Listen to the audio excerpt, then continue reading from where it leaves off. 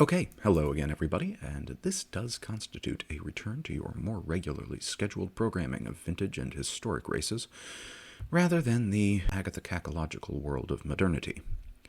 Incidentally, that's today's far too obscure word for the week. I'll put it up on the screen for y'all's delectation. Anyway, this week we are taking a look at the 1970 24 Hours of Daytona as requested by Luke Werner, which, in total contrast to the last report on the 97 edition of Le Mans, had a decent amount of available information about the race itself, but very little footage. So this video is going to be a little more dialogue and less footage heavy than those previous. Incidentally, if anyone happens to know whether a race film similar to those I've found and uploaded for the 65 and 66 Sebring races exists for the 1970 Daytona 24-hour, please let me know, and I will be happy to rework this video to incorporate that footage as an extended edition or something. We found out that we can't find them. They're out there, and we're having a major difficulty in finding the enemy. So, I don't know if anybody's got old VHS or... Did VHS exist in 1970? I have a sneaking suspicion that it didn't. Anyway, Betamax. Okay, with that housekeeping out of the way, the 1970 edition of the Daytona 24-hour race, no longer called the Daytona Continental as it had been at the start of the 1960s, as usual marked largely the start of the international racing year. Held that year on the 31st of January and 1st of February, it served as the first round of the World Sports Car Championship, 3 rounds of which were planned to be held in the U.S. that year. In addition to Daytona, the Sebring 12 Hours was the second round, so we've got our fairly now common 36 Hours of Florida, and Watkins Glen played host to the penultimate round of the championship that July. Porsche and Ferrari were largely considered outright favorites for the championship, with Porsche debuting an updated version of the 917 after its poor performance the year prior, and Ferrari was clawing its way back to the forefront of the sports car world after the disappointing results of the last half-decade, largely brought about at the hands of Ford. Ford themselves had backed away from factory-supported racing, largely declining to further develop the GT40 past the Mark IV version, and closing down the factory team after their 1968 season and Le Mans victory, although the 1968 winning chassis did go on to win in 1969 under the stewardship of the John Wyer Automotive team, who will feature rather large in this story as well. A combination of the program's high costs, a rather resounding sense of accomplishment in taking 3 straight Le Mans victories, and regulation changes by the ACO that contrived to make the GT40s, especially the more advanced 7-liter, aerodynamically optimized Mark IVs, obsolete, all contributed to the termination of the Ford program before the GT40's successor, the P68, could be brought into its maturity. While the regulations did end up containing a loophole with the creation of the Group 4 class, which allowed cars to run up to 5-liter engines provided they had space for 2 passengers, a spare tire, and nominally some luggage, and were technically road legal, that could have facilitated further development of the GT40 along those lines. The P68 was already in development, and changing a corporation's mind about something is rather a Sisyphean task, especially when the organization has developed itself into an instrument of such considerable self-esteem as the Ford Motor Company had after several consecutive Le Mans victories. Indeed, the most significant criticism of the P68's design was its low-drag, low-downforce bodywork that created significant instabilities and nigh undrivability at high speeds, leading several team drivers to unreservedly refuse to pilot the car. If all of this sounds vaguely familiar, even if you, dear viewer, can't remember ever having heard of the P68 before, that's because the same problems plagued the Porsche 917 in its debut specification.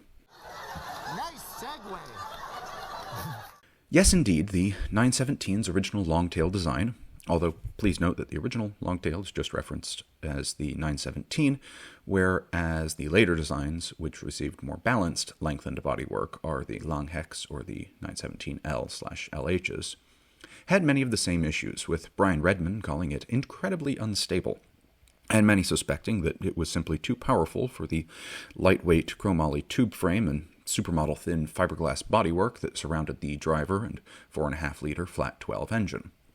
For much of the 1969 competition season, even though 917s were readily available, tested, and qualified at races by the factory Porsche drivers, most still ended up electing to run the older but more drivable 908s for the actual races.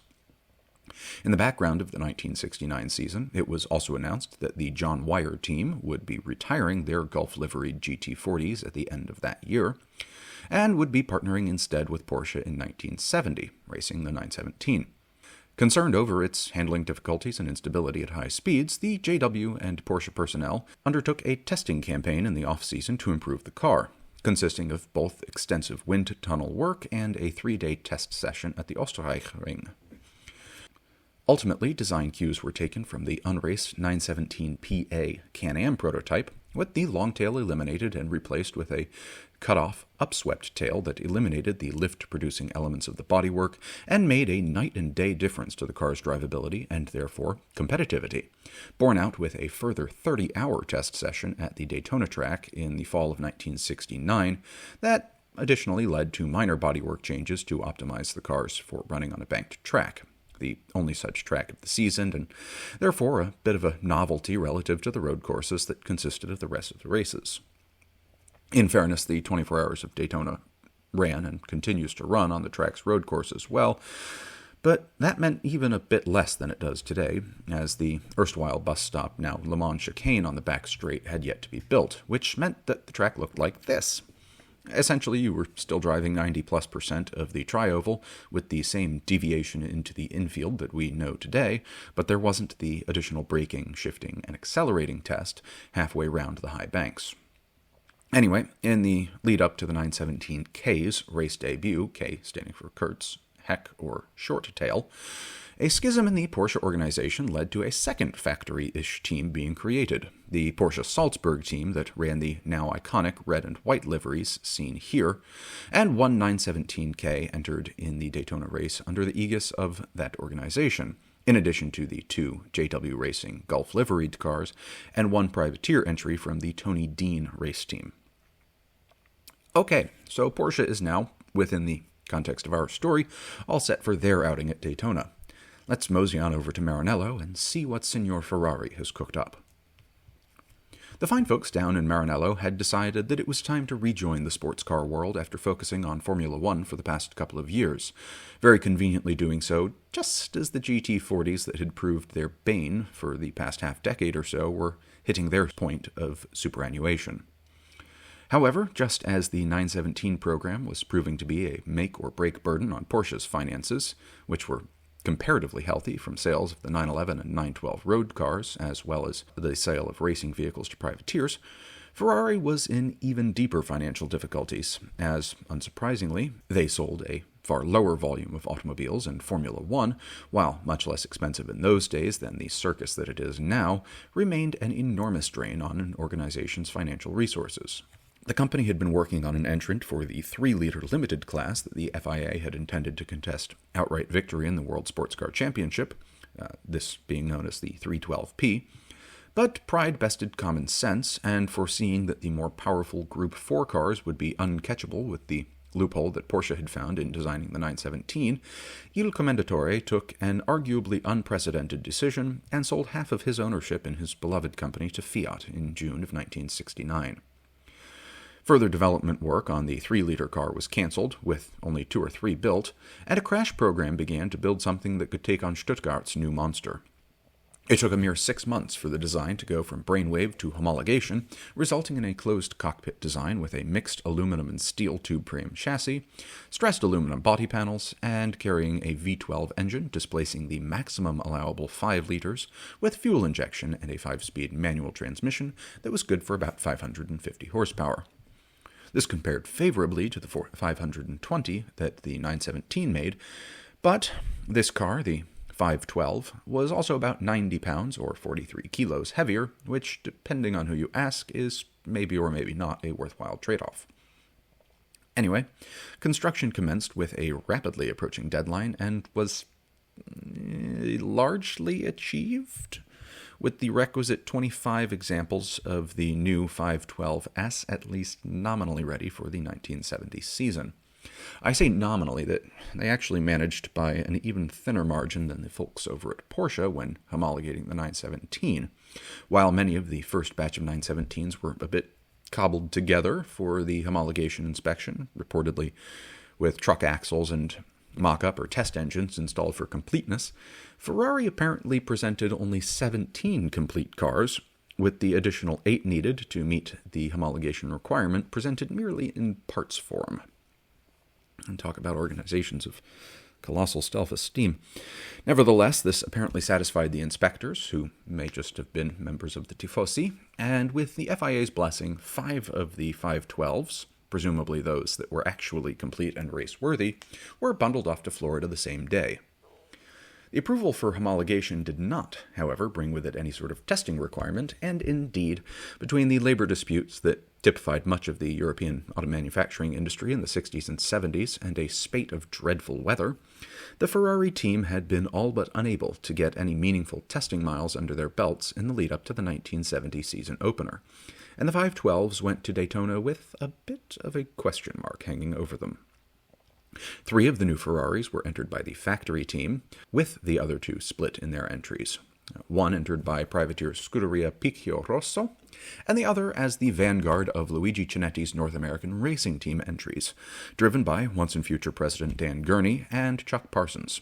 Incidentally, the bit of additional bodywork on the top of the cabin here is an improvised solution to fit Dan Gurney's generally large frame. It's about 6'4" if memory serves, plus helmet, serving the same function as the Gurney bubble did on the Ford GT40, but somewhat less elegantly. I've spliced in another picture here to provide a little bit of a better idea of just how bodge-jobby it was, but that's why it looks different than the other Ferraris, which all had normal-sized drivers.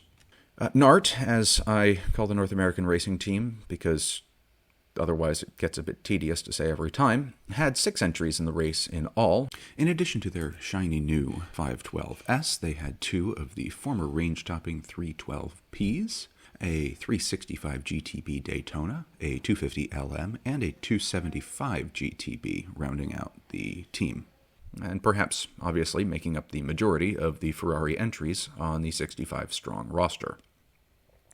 Despite the majority of the focus being on Porsche and Ferrari's new prototypes, they were by no means the only cars on track.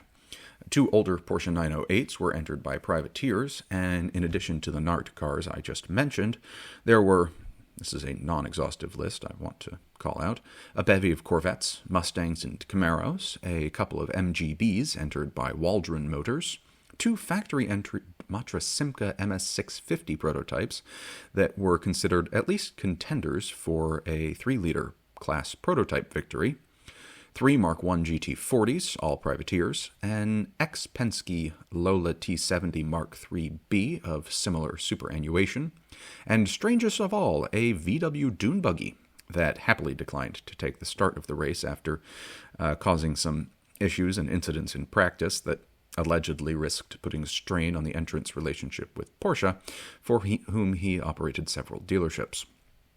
Unexpectedly, Alfa Romeo was not entering their new T33s in the race, despite an early victory that year in a non-competition race in Buenos Aires, as they had returned to Italy to prepare for the Sebring race instead. The Matra Simcas were also considered at least outright contenders for overall victory, or at least an overall podium, if the more powerful Ferraris and Porsches proved incapable of coping with 24 hours of hard running. With lightweight fiberglass bodies designed by the French aerospace firm, government backing, and a roster including Jack Brabham and Henri Pescarolo, they certainly had the strength on paper to challenge for a victory in class, if not outright. The practice sessions saw, in addition to the general troublesomeness of the dune buggy, a spate of small issues plaguing both the new Porsches and Ferraris. In the case of the Porsches, the most notable incident occurred when the Brian Redman-driven 917 had its automatic fire extinguishing system go off unexpectedly, incapacitating Mr. Redman and bringing the car to a halt on the infield portion of the track. The Ferraris, perhaps unsurprisingly given their nearly non-existent testing campaign, were generally struggling with teething issues, a common refrain on this channel for new cars. Both overheating and transmission problems were plaguing the cars despite generally cool weather, and the NART 512 was having issues with its fuel pumps as well. When Dan Gurney, who co-driving the car with Chuck Parsons, which I just realized I've already mentioned, suggested replacing the Italian fuel pumps with something more reliable, such as American-made ones, he was met with the, perhaps unsurprising, cold silence from the mechanics that Ferrari had detailed to support the NART team's entry. Match. Anyway, there was only one planned qualifying session on the Friday morning before the race, and that day dawned again cold, and this time rather rainy, which dampened both the track and the spirits of those who would have to go out and qualify the cars. In this morning session, the fastest lap was set by Mario Andretti's Ferrari with a lap speed of 1 minute, or lap time of 1 minute 51 seconds, and this was originally intended to just set the grid outright until protests from several teams who had, for some reason, assumed there would be an afternoon qualifying session as well. I'm not sure if this was traditional at the time, but well, maybe that's why. And they were working on preparing their cars in accordance with this delusion. Now, enough people complained to the stewards that they relented and scheduled just such an afternoon session, and in the interests of fairness, they also came up with the concept of a rain handicap, so that any cars that had gone out and qualified in the originally planned morning session did not have to go out and set a second time when the weather had improved by noon. The Andretti Ferrari thus remained on pole with an asterisk, and there was a general expression of opinion that the 917s were sandbagging for some reason, with the fastest Porsche qualifying in second. The privateer entered 917 failed to complete the second qualifying session after not participating in the first at all, initially returning to the pit with what appeared to be gearbox issues, but ended up resulting in a blown motor after a few more laps. They didn't have the time to source a replacement power plant, and apparently the factory teams didn't feel like loaning any of theirs out, assuming they had any, so it was week done for the Tony Dean team before the race even started. That Saturday, race day, was also cold, but happily the Friday morning rains had moved on, with clear skies prevailing and a sea breeze blowing. It's worth remembering that the Daytona International Speedway is a mere 4 miles from the ocean, so some level of briny ventilation is all but guaranteed. When I was there a couple of weeks ago for the Classic 24, it was actually so windy that I was having trouble keeping my camera lens from getting blown around while trying to take long panning shots. Joys of photography. But I digress. Weather forecasts had the day's highs in the mid-40s, or about 5 to 7 degrees centigrade for our friends in foreign lands, with lows in the 30s, or around 0 to 2 centigrade. Great for drivers in closed cockpits with a hot engine behind them, not quite so nice for spectators, marshals, pit crew, and so on. I don't think it was forecasted to get quite as cold as the 2022 running of the race, which, if memory serves, saw temperatures well below freezing at night and resulted in some rather unexpected tire behaviors, as race tires really aren't designed to operate in those sort of conditions. But again, I'm digressing. Back to 1970.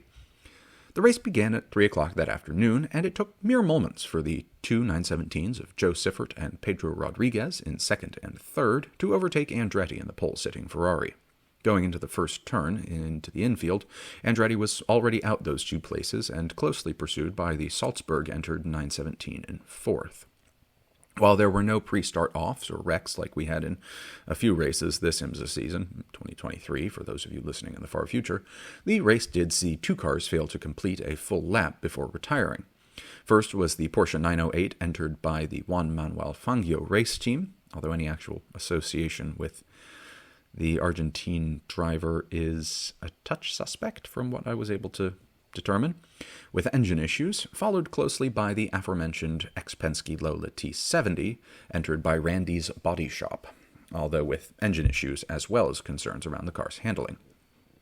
Back at the front of the pack, Andretti was able to hold on to third place for several laps, and during a particularly quick run around the tri-oval, he was actually able to draft past the second-placed Porsche of Rodriguez before losing the place on approach to the first turn, when the superior brakes on the 917 allowed it to stay at speed long enough to take the place back before slowing to duck into the infield part of the course. Shortly thereafter, Dan Gurney's 512 managed to move up to fourth place ahead of the Salzburg Porsche, as the Salzburg team was reportedly running a more conservative race strategy and avoiding any early battles or entanglements. Another retirement shortly followed. The Jack Kearney entered Datsun 510, excusing itself after 24 laps with engine and tire issues caused, in the latter case, by unintended aerodynamic consequences of the high-speed running on the banked circuit. Another half dozen or so retirements came in the opening hours of the race amongst the proverbial also-rans, most notably one of the two entered Ford GT40s, this one the Auto Enterprises car with a Mr. Ray Heppenstall as one of the drivers. Longtime channel viewers will recall him as the motivating factor behind the delightfully different Howmet Turbine Experimental, or TX, from 1968. Actually, the whole season, but its first race was 1968 Daytona. Pit stops for the Ferraris began around 40 minutes into the race. They were consuming fuel much more quickly than the Porsches, likely due to their low-quality fuel pumps, while the Porsches were able to run between 50 minutes and an hour on a stint, which, when combined with the speed of the 917s, meant that the Ferraris would pretty much need to get lucky to win the race at that point. The close of the first hour also brought the first retirement from the frontrunners, when one of the factory 512s lost control exiting the infield section of the track, hitting the wall pretty hard. While it was initially thought to have just caused a flat tire and minor suspension damage, a few more laps revealed significant and undesirable changes to the car's handling, and it retired to the discovery that the car's chassis had been deformed by the impact. In stark contrast to the thirsty Ferraris, however, were the Matra Simcas, with the first of the French contestants not putting in an appearance on pit lane until more than an hour and 15 minutes had elapsed. This due to a combination of the more economical 3-liter engines and a more conservative driving style from L'Équipe Française. The Penske team, on the other hand, had their own fuel issues, and the AMC Javelin that they had entered in the race ran out of fuel just shy of the 2-hour mark, with driver Mark Donohue having to jog back to the pits to get some gas and then be able to return the car to the pits for a proper refueling. Issues with the track surface disintegrating in some corners were starting to become common. In addition to being the cause of the Ferrari's loss of control at the top of the second hour, it also proved the likely cause of the second factory Ferrari's retirement after it blew a tire on the banked portion of the track on its 115th lap, also taking suspension damage and ending its racers as a result. Further inspection after it was returned to the pit or paddock showed that there was deeply uneven wear on the tire, likely, again, due to the degradation of the track surface. With 3 hours elapsed and the sun setting, the two JWA Porsches held the lead, with both cars on the same lap. The remaining factory Ferrari of Andretti and Merzario was 2 laps adrift, but the Matras were making good on their economy, with the Beltoise Pescarolo number 34 up into 4th place, pursued by the Nart 512. The Andretti Merzario Ferrari was not long for its place, however, and once darkness had overtaken the track and drivers were told to turn on their lights, the Ferrari was black flagged twice in several laps for malfunctioning taillights. The initial bodge job didn't hold, and they lost a fair bit of time fixing the issue properly before rejoining the second time. Both of the John Wyer Porsches had issues with their lights as well, but at the front of the car, with the headlamps coming loose a few times throughout the nighttime hours, ostensibly due to having swapped to new units that preceding Friday that didn't quite fit in the mounting points. It's worth noting that back in those days, most cars ran with their lights taped over during the initial hours of a race until darkness fell, in the interests of trying to protect them from any thrown stones or other objects that might damage the covers or the lamps themselves, and as such, it isn't terribly surprising that issues with headlamps staying in place wouldn't be revealed or come about until the nighttime hours. The leading 917 was also delayed for its first nighttime pit stop with another blown tire that was starting to shred and risked damaging significant portions of the fragile fiberglass bodywork. It did, in fact, sever a brake line that necessitated repair, but further damage was avoided by careful driving. This did drop the Joe Siffert and Brian Redmond-driven car behind the other team car and several others besides, but it took less than half an hour for it to regain second and start closing on the Kanunen-Rodriguez-driven sister Porsche. By 9 p.m., with 6 hours elapsed, the Porsches still maintained their lead, but the number 28 Ferrari was now in third. That's one of the factory cars, followed by Dan Gurney's Ferrari and the Salzburg Porsche to round out the top 5.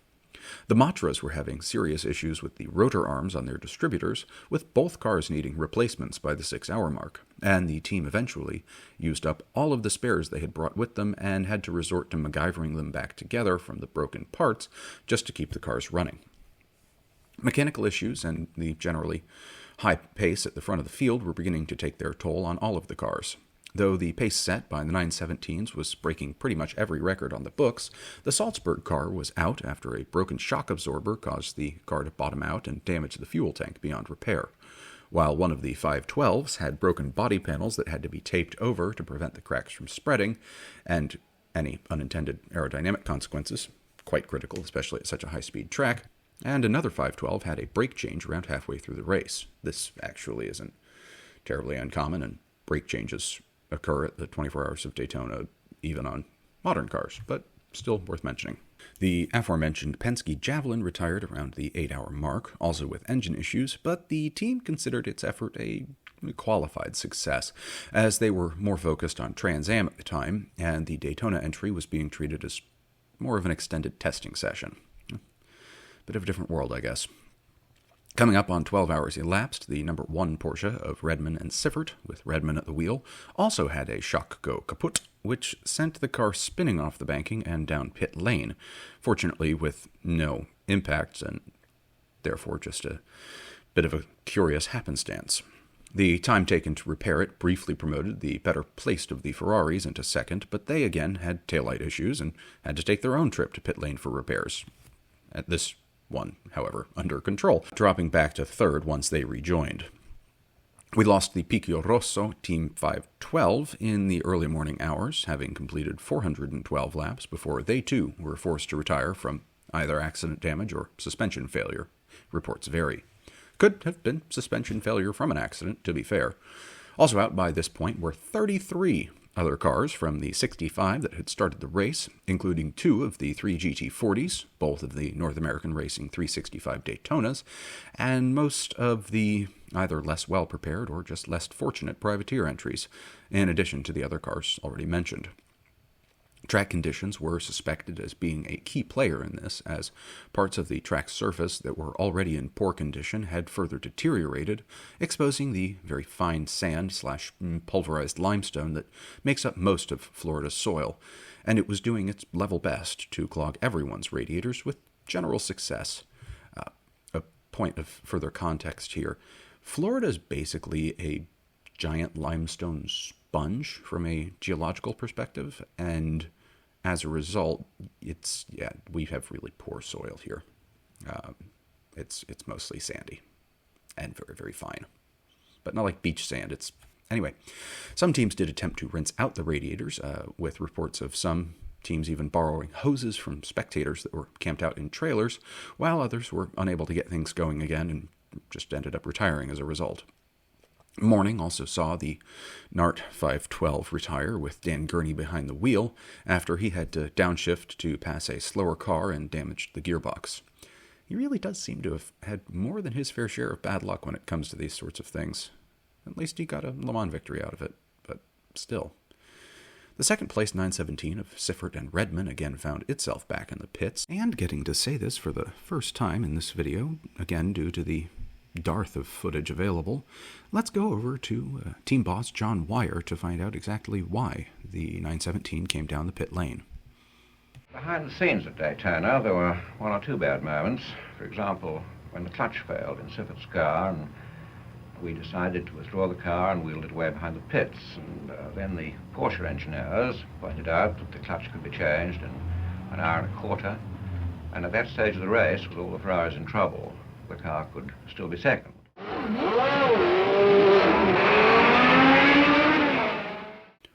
Joe Siffert rejoined the race as driver, Redman having been seconded to the other car when they thought it was day done for the number 1 machine, and started to charge back to the front of the field, retaking second place at around 1 in the afternoon. The race continued largely unremarkably for the final 2 hours, but a miscalculation on the part of the announcers created confusion in the final moments of the race, leading the crowd to believe that the number 1 Porsche and surviving factory Ferrari that started with Mario Andretti and Marzario as drivers before having a young Jackie Ickx added to the roster after his 512 failed in the night.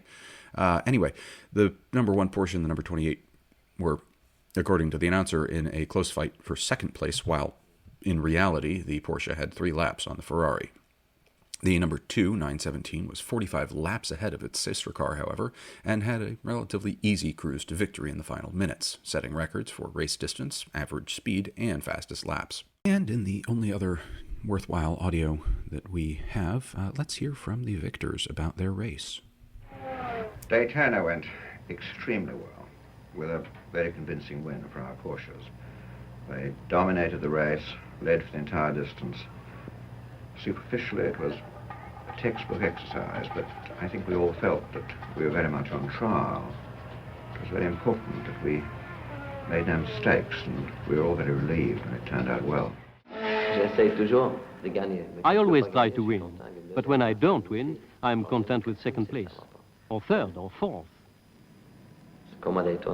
Like at Daytona, where I was second, but it gave me as much satisfaction as winning. Daytona was a good win for me and important because it was the first race with a new team. Winning gave me a confidence on the car and in the team supporting it. I think because I won, it gave them encouragement too. The surviving 512 took third, which is the only one of the 5 that started to complete the race. Both of the North American Racing 312s, however, made it to the checkered flag and took home first and second in the 3-liter prototype category, despite the second-place car running the last 5 hours without any coolant. While a Corvette won the GT over 2-liter category, it was significantly over 2 liters, it was running a 7-liter V8, a Camaro, the Touring plus 2-liter category, a 911 won GT 2-liter, and the top finisher in Touring 2-liter was an Alfa Romeo GTV. And with that, we come to the end of another video. Apologies that this got uploaded on a Friday instead of a Wednesday, but just competing priorities and some software issues with the upscaler that I use for trying to improve the quality of some of these old films and newsreels. I'm not overjoyed with the quality that we got out of this particular set of footage, but if any of you, dear viewers, as I mentioned at the beginning, happen to have any better quality footage that you would be willing to share, I would be more than happy to give you credit for providing it and allowing the rest of us to enjoy it. So comment down below or send me a message or something. And for this week's call to action, not featuring the 3 sacred words of YouTube: like, comment, subscribe. It's Thanksgiving in the US next week, so everybody remember to buy your turkeys early and brine them. Very important for moisture. Injection brining is even better, but that's a little bit of a different beastie. If anybody incidentally is interested in turkey help, post a comment down below. I've done our Thanksgiving turkey. We do it Beef Wellington for Christmas. Our Thanksgiving turkey for 5 or 6 years now, and we have never had a dry bird. Anyway, that just leaves it for me to say thank you to you all for watching this evening, or whenever and wherever you are watching, and I wish you all a good night and a good tomorrow.